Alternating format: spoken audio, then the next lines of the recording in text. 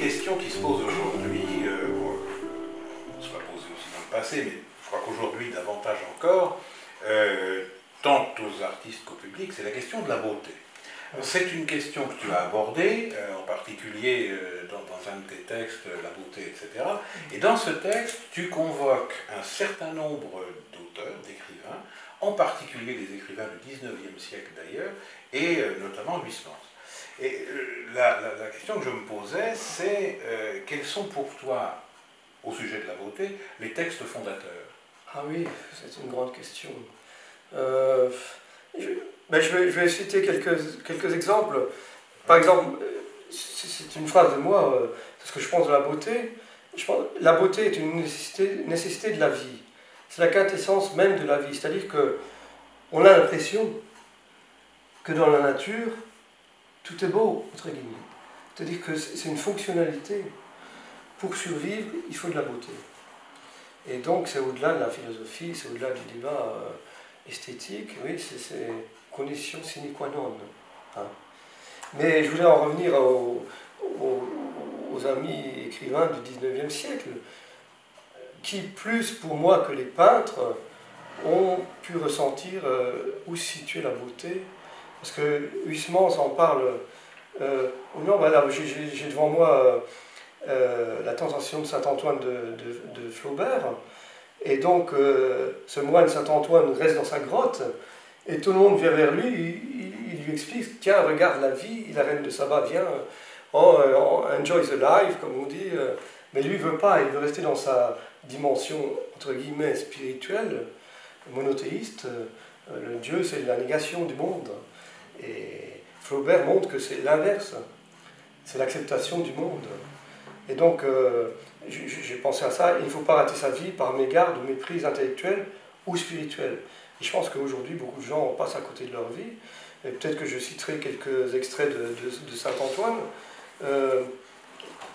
Par exemple, Manès, qui est un barde, il fait tourner son globe et réglant ses paroles sur une lyre d'où s'échappent des sons cristallins, les âmes sorties de ce monde émigrent vers les astres qui sont des êtres animés. C'est-à-dire que la beauté, c'est une pensée cosmique. C'est une pensée connectée. C'est ça qu'il faut bien penser. La beauté, c'est pas en dehors, c'est en dedans. C'est en dedans du corps. Le corps, quand on regarde comment il fonctionne, tout est beau quelque part. Oui. Hein, tout est beau quelque part. Les yeux, les oreilles, c'est incroyablement beau. Et la fonctionnalité de ça, comment ça se met en œuvre. Bon, après, on peut penser que ça a été créé par une divinité ou pas, mais ça existe. Donc, moi, c'est un hommage au vivant. Mais je veux citer quelque chose de Krishnamurti, que j'aime beaucoup, j'adore ses conférences. C'est un sage un peu, et il parle de la beauté en disant cela. Quand nous voyons une montagne merveilleuse, couronnée de neige sur un ciel bleu, et les vallées profondes qui sont dans l'ombre, leur grande splendeur et leur grande majesté nous absorbent complètement. Pendant un moment, nous sommes complètement silencieux, car leur majesté nous envahit, nous nous oublions, la beauté est là où vous n'êtes pas. L'essence de la beauté, c'est l'absence de moi. L'essence de la méditation, c'est d'explorer le renoncement au moi. Donc, c'est s'oublier quelque part. Entrer dans un monde merveilleux, c'est comme aller sur le pays des merveilles, tout ça. C'est entrer dans un monde merveilleux. Et c'est ça, c'est un peu ça. C'est de lâcher prise pour être joyeux d'être en vie. Être vivant, c'est une joie. Et tu faisais allusion à la beauté qu'on trouve dans la nature, oui. Mais c'est vrai que ça te rapproche de Gustave Courbet, qui est, comme tu le sais, un artiste qui m'est cher, puis nous sommes ici tout de même en Franche-Comté. Mais Courbet définissait la beauté par opposition à la beauté de l'art académique, qui était une beauté tout à fait artificielle, retouchée. Oui. Lui disait finalement que la beauté était dans la nature. Et je trouve que ça s'applique assez bien à l'approche que tu as, et même au texte que tu viens de citer, parce que effectivement la beauté c'est là où on n'est pas, oui. Mais il fait quand même référence en introduisant ça à une montagne enneigée. Là nous sommes en plein dans voilà. le milieu. Oui, oui. on n'est pas, mais on fusionne avec la nature, oui. Mais Courbet, quand il peint ses femmes, sont de vraies femmes, voilà, oui. Il faut un rapport à la réalité. Oui. Hein. Et quand tu as...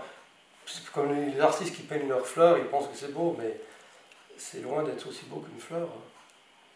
Oui. Non, mais Oui. c'est en ce sens-là que j'ai un peu cette prétention d'accéder à l'énergie du monde. Bon, c'est prétentieux, mais bon, Pollock avait cette prétention aussi, dans l'énergie du cosmos, bon, c'est ça. Mais peut-être je le fais ou peut-être je le fais pas. Mais c'est ma démarche vraiment, d'accéder à cette âme du monde, entre guillemets. Oui. Oui, la beauté comme résultante de l'âme du monde. Je crois que c'est un bon propos de conclusion.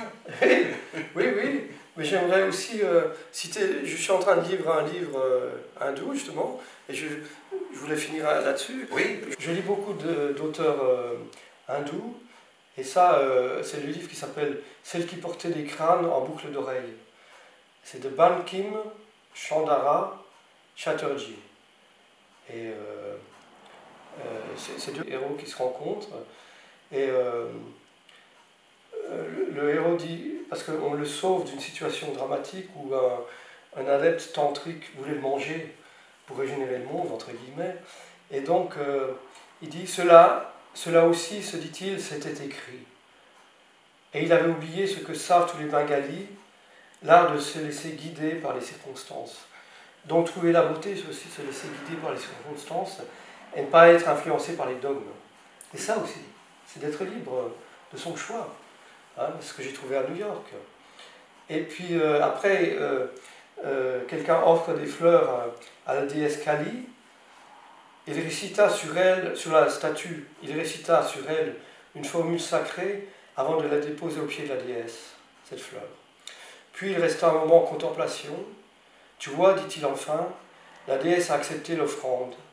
La feuille est restée en place et n'est pas tombée. L'intention que j'avais exprimée en faisant cette offrande est donc reçue avec bienveillance. Pars sans souci en compagnie de ce voyageur. Et pour moi, mon art, c'est un peu une offrande au monde comme ça. C'est quelque chose que je dépose au pied d'une déesse, imaginaire ou réelle, et pour passer un bon chemin. C'est un peu un acte incantatoire, quelque part. Oui. Voilà, oui. On rejoint la spiritualité. Voilà, oui, oui. Écoute, merci Thierry d'être venu, merci pour ce bel entretien, c'est vraiment, j'espère que les gens apprécieront, et encore bonne chance à tous, et à bientôt Thierry.